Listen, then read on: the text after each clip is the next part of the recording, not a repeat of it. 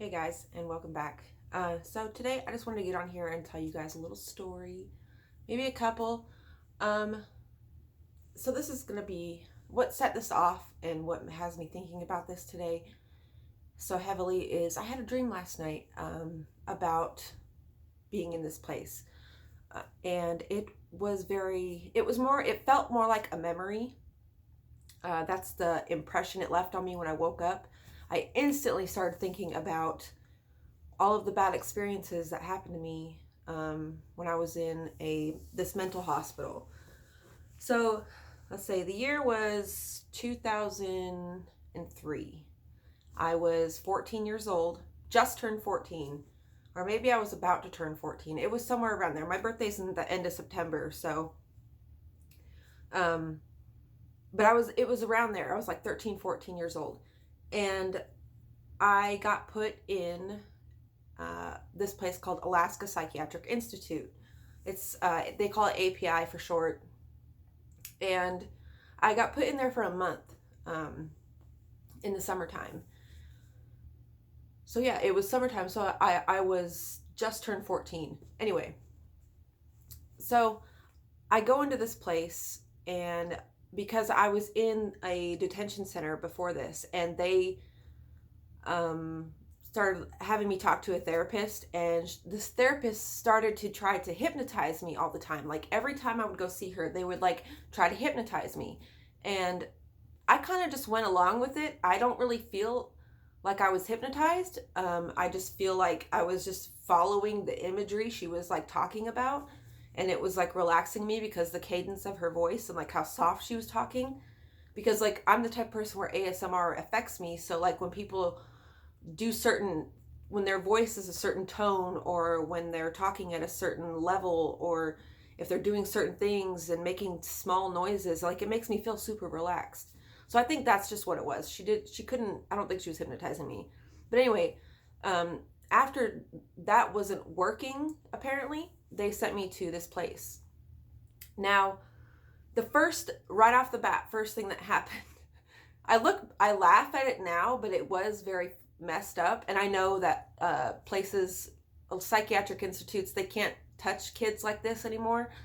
I know, I'm not too sure about state places, which was where I was, because I was a ward of the state of Alaska. I was taken from my mom, and my probation officer was my guardian.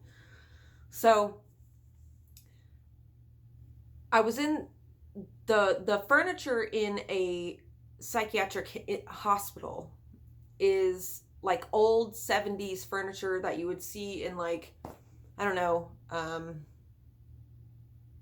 a bus station, maybe, like huge blocky pieces of furniture that are rounded on the edges, that are impossible to pick up, because people be throwing shit around, and they didn't want that. So they had all this furniture, and they had this table, and you have like a set schedule in these places. Like you can't just do whatever you want, and you can't just like be wherever you want. Like you can't sit in the day room by yourself all the time, or in general all the time. Like there's a lot of like in your room, you got to go to your room, bye, see you for like the next 6 hours you're in your room.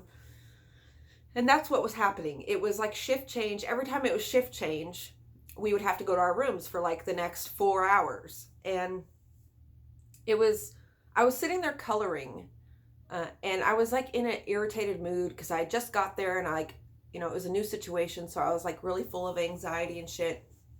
Well, one of the nurses, she was like, "Jennifer, you need to go to your room," and I was like, "No, I'm good."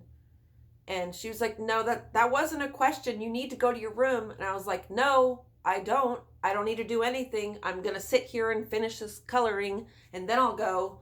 'Cause at that time in my life, I was very, very, very stubborn and hard-headed against authority. Like that is what got me in a lot of trouble. Like I did not like anybody telling me what to do, and it pissed me off when people tried to tell me what to do, because with my mother and my non-existent father, who was not in my life, I didn't have rules, so I was not used to people telling me what to do. Like it was just a foreign concept at 14 years old. I was like, who is this bitch trying to tell me what to do? Like, are you kidding me?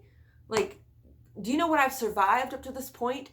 And you think I'm going to listen to you? Like, that was my mindset at the time, and it was very unhealthy. And she told me one more time, so a total of 3 times, and all of a sudden, out of nowhere, with zero warning, this guy comes out of nowhere and just clotheslined me. He grabs me by the neck, he just throws me down, and they strap me onto a gurney, like what you would see somebody getting carried away by an ambulance on, in one of those beds. And then they took me to a padded room on the adult side, because API, it had an adult sex side and it had a juvenile side. And so I'm sitting there kicking and screaming, strapped down, one strap here, one in the center, and my legs are strapped down. And I'm kicking and screaming and like just causing a fucking nightmare scene, getting wheeled through the day room of the adult unit. And so they put me in this room, and they do what is called a 5-point restraint. So they set you, there's just a bed, just a huge bed, like a medical bed in this room, and it's got straps for both hands, both feet, one across the chest and one across your head. So you can't you can't move, okay? Most of the time they don't put the strap on your head, which is why it's called 5-point restraint, because you got one here and then on your arms and your legs. And they just leave you there. They just close the door and that's it. They left me there all day long, like literally all day long. Like, I tried to I calmed down after a while, because being restricted, I have claustrophobia, not to an extent that's like it bothers me, but like when I'm feeling like I'm being restricted, like someone's holding me down, or I'm being tickled or something like that, like it strikes a nerve in me that like ignites the rage, basically. And so they leave me in there, and I tried to like chill out and tell them like, I'll be good, I just need to use the bathroom, I'll go to my room, I'll be chill. Like, I was just trying to do anything, and they're like, nope, you gotta go use the bathroom, we'll bring you a bedpan. I was like, nah, I'm just gonna hold that shit, because like, hell no, like, that was weird. They shot me up with Thorazine and Haldol. And after that, I was out of it. Like, I was out of, and I was on that bed for, I don't know, I watched the sun, the pattern of the sun move across the room. So I know I was in there all day. And then